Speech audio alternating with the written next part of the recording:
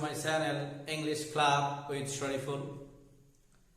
Voice changing এর আলোচনায় আমরা আজকে আরো কিছু অ্যাডভান্স লেভেলের ভয়েস চেঞ্জ করা শিখব, যেগুলো সাধারণত বিভিন্ন ধরনের প্রতিযোগিতামূলক পরীক্ষায় এসে থাকে। ভিউয়ার্স, আজকে আমরা ডুয়াল ভার্ব, প্যাড ভার্ব এবং স্প্রে ভার্বের প্যাসিভ ভয়েস করা শিখব। Viewers, first example, he wants me to do the work. Viewers, মনে রাখবেন, ডুয়াল ভার্বের পরে যদি ইনফিনিটিভ আসে, ডুয়াল ভার্বের পরে যদি ইনফিনিটিভ চলে আসে, তাহলে তার প্যাসিভটা একটু ভিন্নভাবে করতে হবে।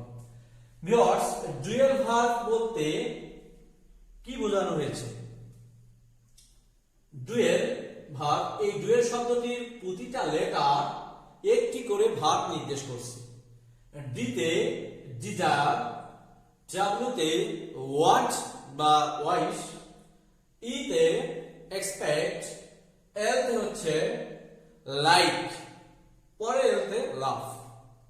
এখন ডুয়াল ভার্বের যে কোনো একটি ভার্ব আসলে এবং তারপরে ইনফিনিটিভ আসলে ওই ভার্বটি প্যাসিভ ভয়েস করতে হবে। প্রথমে লিখতে হবে সাবজেক্ট, তাহলে প্রথমে হি সাবজেক্ট লিখলাম, নেক্সট ভার্ব লিখতে হবে, লিখলাম verb wants. So viewers, infinitive যদি ডুয়াল ভার্বের পরে চলে আসে তাহলে সেক্ষেত্রে সাবজেক্ট হবে ও বিবিএস। ভিউয়ার্স, এবার কে পরের ভার্বটি হচ্ছে ডু, তাহলে তারপরের অংশটি অবজেক্ট হবে, তাহলে দা ওয়ার্ক অবজেক্ট হলো। নেক্সট বি ভার্ব, ডুয়াল ভার্বের পর ইনফিনিটিভ আসলে সেটিকে প্যাসিভ ভয়েস করতে বললে টু বি ভার্ব হবে টু বি, সুতরাং আমরা লিখলাম টু বি। নেক্সট যে কাজটি ভিতে ভার্ব 3, তাহলে এবারে ভার্ব হচ্ছে ডু, তাহলে ডু ডিড ডান। নেক্সট বিতে বাই, দেখেন ইনফিনিটিভের আগে কিন্তু মি একটা অবজেক্ট রুল রয়েছে, সুতরাং আমরা বাই প্লাস সেটির অবজেক্ট রুল লিখব। যদি না থাকে তাহলে লিখব না। সো ভিউয়ার্স, তাহলে আনসারটি হচ্ছে he wants the work to be done by me. Viewers, মনে রাখবেন, ডুয়াল ভার্বের পরে ইনফিনিটিভ আসলে সেটিকে যদি প্যাসিভ করতে বলে তাহলে আমরা এই নিয়মে প্যাসিভ করব।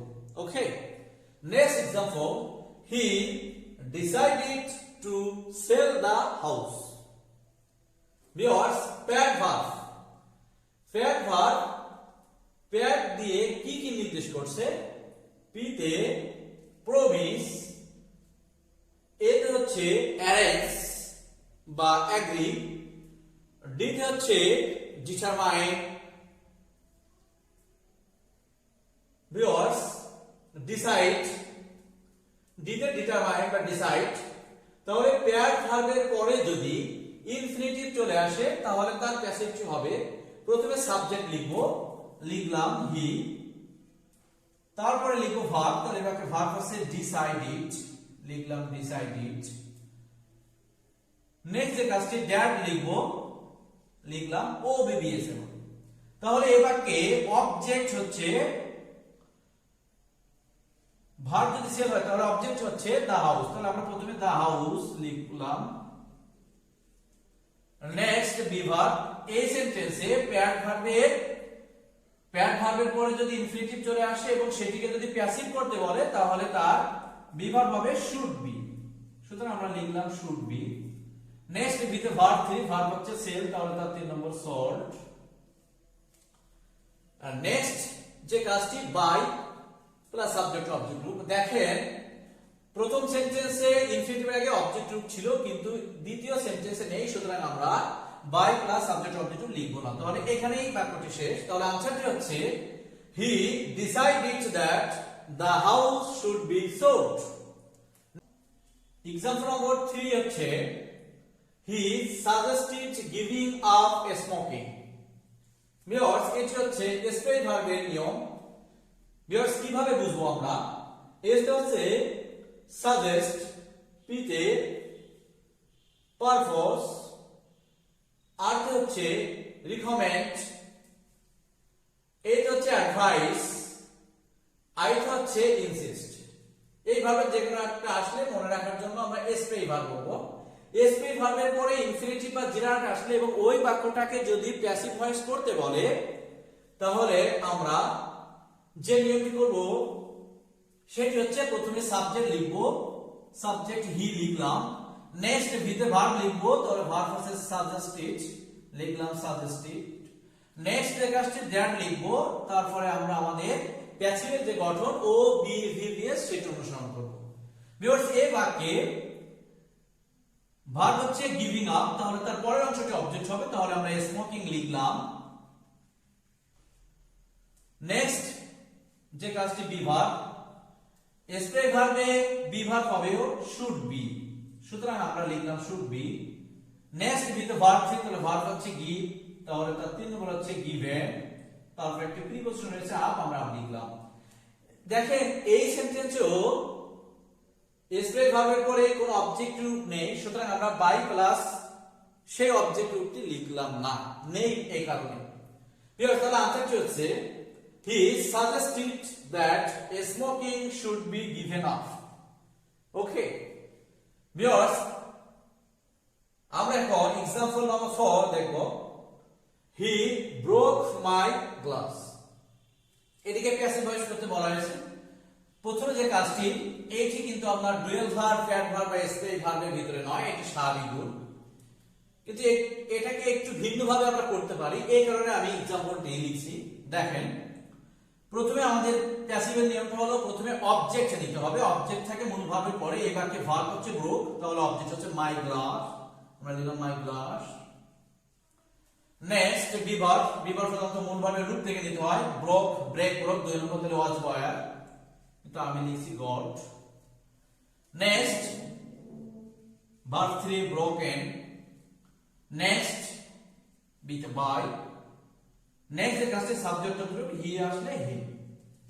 এখন ভিউয়ার্স ভার্ব 2 নম্বর থাকলে আমরা ওয়াজ বা ওয়্যার লিখি, কিন্তু আমি লিখলাম গট। কেন? ভিউয়ার্স মনে রাখবেন বার্ন, ব্রেক, কিল, ক্যাশ, ড্রন, এনগেজ, ম্যারি এই জাতীয় ভার্বগুলোর প্যাসিভ ভয়েস করতে গেলে two be verb am is are Ozer থেকে না নিয়ে গেট নেওয়া যায়, অ্যামিজার অজার না নিয়ে গেট নেওয়া যায়।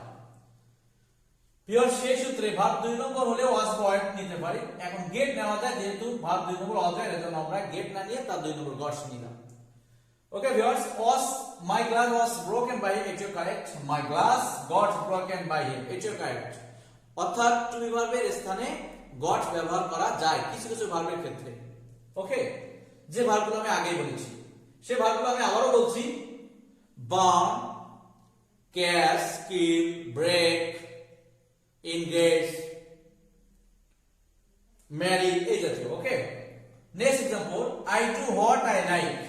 দেখেন এর একটা ভার্ব হচ্ছে ডু, হোয়াট আই লাইক আমি পছন্দ করি, আমি যা আমি করি, আমি যা পছন্দ করি, I do what I like. দেখেন এটি হচ্ছে হোয়াট আই লাইক, এটা হচ্ছে নাউন ক্লজ।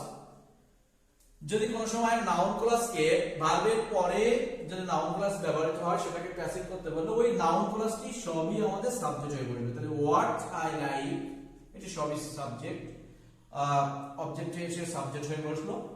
নেক্সট যে কাজটি সেটা হচ্ছে রিভার্ব নেওয়া, ভার্ব এক নম্বরে আমি যা, হোয়াট আই লাইক আমি যেটা পছন্দ করি, সিম্পল এর কারণে ইজ।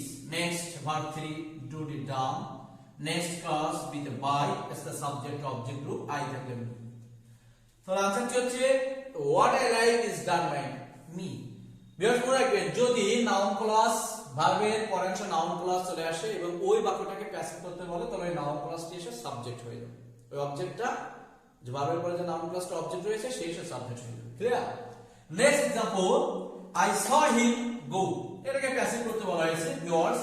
এবারে ভার্ব হচ্ছে স, তাহলে অবজেক্ট হচ্ছে হিম, তাহলে হিম করতে আসলে হি। ভার্ব 2 নম্বর ওয়াজ ওয়্যার, আমরা ওয়াজ লিখলাম যেহেতু হি একজন সিঙ্গুলার। নেক্সট এর কাজটি ভার্ব 3 সি স সিন। নেক্সট যদি অবজেক্টের পরে যেটা থাকে সেটা বাড়তি অংশ, তাহলে গো বাড়তি অংশ মূল ভার্ব 3 এর পরে বসে, এখন গো টু গো হবে।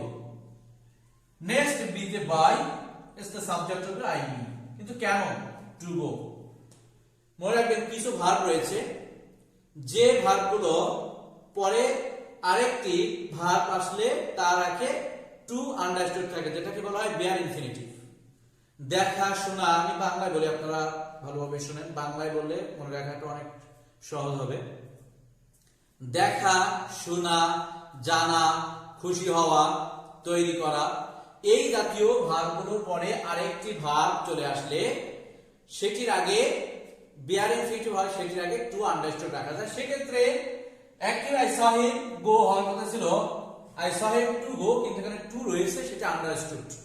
সুতরাং ভিউয়ার্স, এই দেখাশোনা, জানা, যাওয়া, খুশি হওয়া, তৈরি করা, এই জাতীয় ভার্বগুলো আসলে পরে যে ভার্বটি আসবে তার আগে টু আন্ডারস্টুড রাখা যায়। কিন্তু প্যাসিভ যদি ওই বাক্যটাকে প্যাসিভ ভয়েস করতে বলে তাহলে তার আগে প্যাসিভে টু নিতে হবে, এই কারণে টু নিলাম।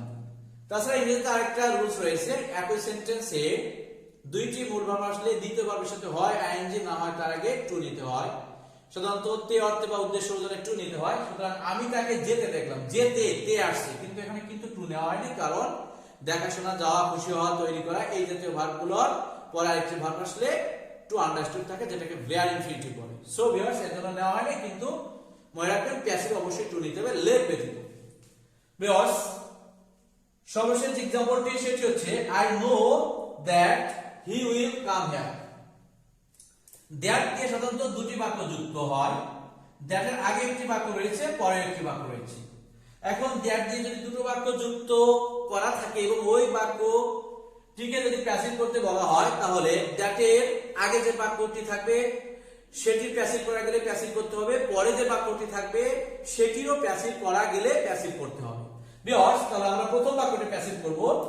আই নো, সাবজেক্ট রয়েছে, ভার্ব রয়েছে, কিন্তু অবজেক্ট নাই। মনে রাখবেন দ্যাট যুক্ত বাক্যে, প্রথম বাক্যে দ্যাট যুক্ত বাক্যে যদি প্রথম বাক্যে অবজেক্ট না থাকে তাহলে অবজেক্ট আমরা ইট ধরে নিতে পারি। সুতরাং এখানে ইট লুকিয়ে আছে, আমাদের এটা মনে মনে ধরে নিতে হবে। তাহলে অবজেক্টটি ইট রয়েছে, আমরা প্রথমে লিখলাম ইট, ভার্ব এক নম্বর তাহলে is, next verb 3 known, you known, next be the by, কিন্তু নোন ভার্বের পরে টু বসে না, আমরা ভয়েসেস এর আগের ভিডিওতে দেখেছি।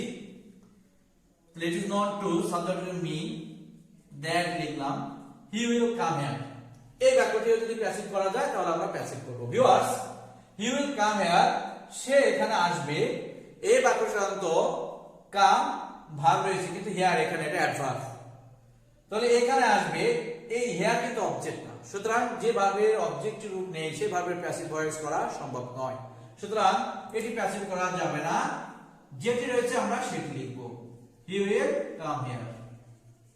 এখন প্রশ্ন হতে পারে যে ভার্বের অবজেক্ট রূপ নেই সেটি প্যাসিভ করা যাবে না, সুতরাং ট্রানজিটিভ ভার্বের অবজেক্ট থাকে, ইন্ট্রানজিটিভ অবজেক্ট থাকে না, সুতরাং এটি প্যাসিভ করা গেল না। কিন্তু প্রথমটা কিভাবে করলেন দেখেন, আমি জানি এটা, আমি জানি এটা, এখানে কিন্তু অবজেক্ট ইট ধরে নিয়ে অর্থ আসছে, কিন্তু এখানে কি ধরলে আসবে, দেখেন হি উইল কাম ইট, সে আসবে, এটা এমন কিন্তু অর্থ নেই। সুতরাং এটি ইন্ট্রানজিটিভ ভার্বের অবজেক্ট নেই, সুতরাং ওটা অবজেক্ট নেই, এই কারণে আমরা প্যাসিভ করতে পারবো না। বিয়ার যদি এটিকে যদি প্যাসিভ করা যেত, যদি তার অবজেক্টিভ থাকতো তাহলে আমরা প্যাসিভ করে দিতাম। সো ভিউয়ার্স, আমি আশা করি আপনারা অ্যাডভান্স লেভেলের এই ভয়েসেস গুলো খুব ভালোভাবে বুঝতে পারছেন।